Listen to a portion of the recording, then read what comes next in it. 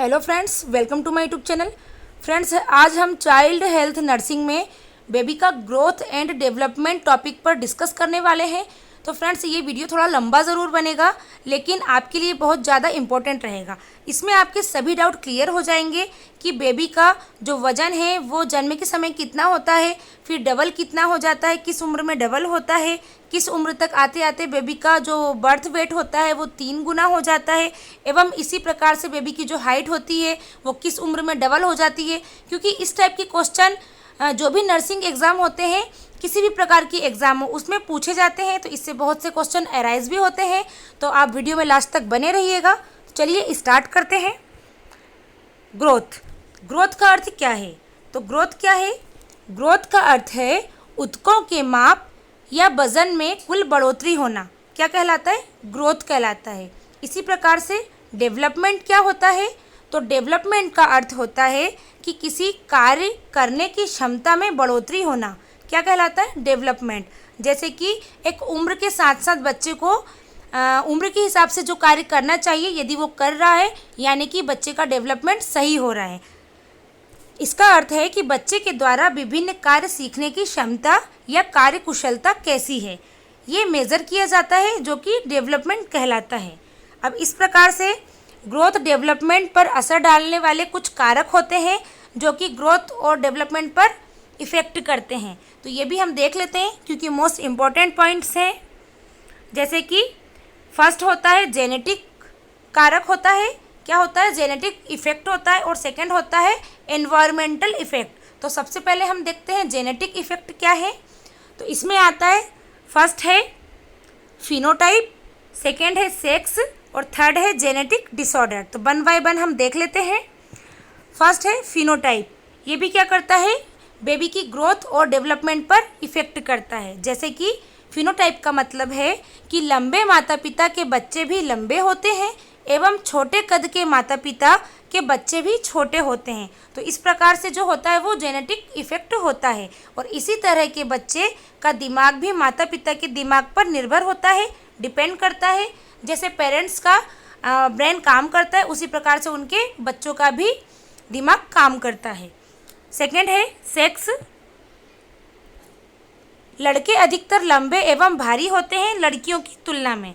जो mail boy होते हैं वो कैसे होते हैं? लंबे और अधिकतर भारी भी होते हैं लड़कियों की तुलना में। एवं लड़कियों में युवावस्था के जो बदलाव होते हैं वो जल्दी और कम उम्र में होने लगते हैं। किसकी? लड़कों की तुलना में। जो आपने देखा होगा कि लड़कियों का मेंस्ट्रुअल साइकिल स्टार्ट होना, और इसी तरफ से लड़कियां जल्दी समझदार हो जाती हैं। तो इस प्रकार से, और लड़कों में उनकी वॉइस चेंज हो जाना, इस प्रकार से जो चेंजेस होते हैं, युवावस्था में जो बदलाव होते हैं, वो लड़कियों में जल्दी स्टार्ट हो जाते हैं लड़कों की तुलना में। थर्ड है जेनेटिक डिसऑर्डर। तो जेनेटिक डिसऑर्डर से भी बेबी की ग्रोथ और डेवलपमेंट पर इफ़ेक्ट पड़ता है। जैसा कि कुछ जेनेटिक बीमारियां बच्चे की ग्रोथ एवं डेवलपमेंट पर गलत असर करती हैं। जैसे कि बच्चे को डाउन सिंड्रोम है या इसी प्रकार की कोई जेनेटिक डिसऑर्डर है, तो इससे भी बेबी की जो ग्रोथ जिस उम्र के हिसाब से होनी चाहिए या डेवलपमेंट होना चाहिए, उस प्रकार से नहीं हो पाता है। तो इस प्रकार से हमने देखे फिनोटाइप, सेक्स और जेनेटिक डिसऑर्डर कैसे बेबी की ग्रोथ और डेवलपमेंट पर इफ़ेक्ट करते हैं। अब हम बात करते हैं वातावरण के कारक।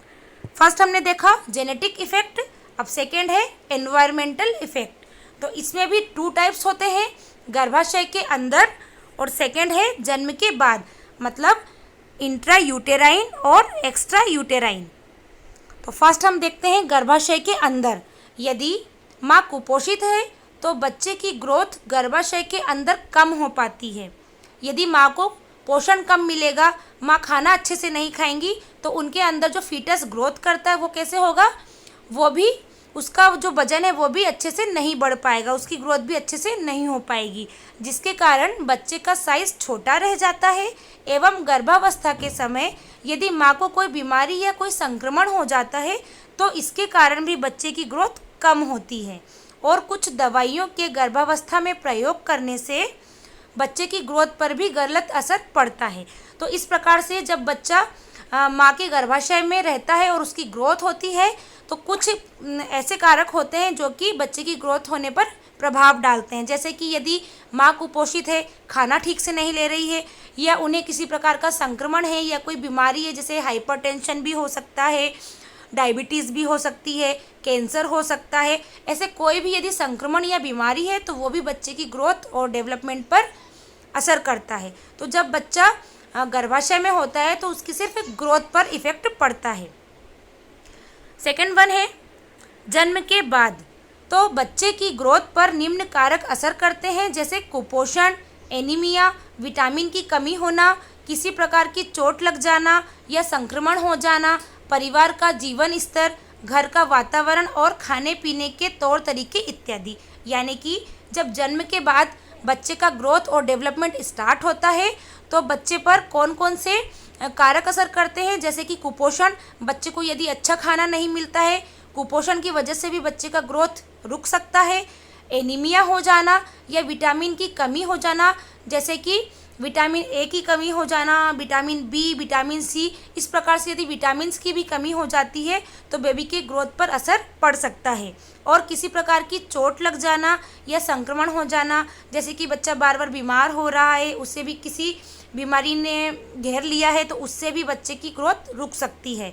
परिवार का जीवन स्तर, घर का वातावरण, जैसे कि परिवार का जो स्टेटस होता है वो कैसा स्टेटस है, उस पर भी उस कारण से भी बच्चे की ग्रोथ पर इफ़ेक्ट पड़ता है। यानी कि कैसी फैमिली है, उसका बैकग्राउंड कैसा है, बच्चे का जो आसपास का वातावरण है वो कैसा है, खाने पीने के तौर तरीके कैसे हैं, बच्चे को यदि हम खाना खिलाते हैं तो उसके आसपास की जगह साफ़ होनी चाहिए।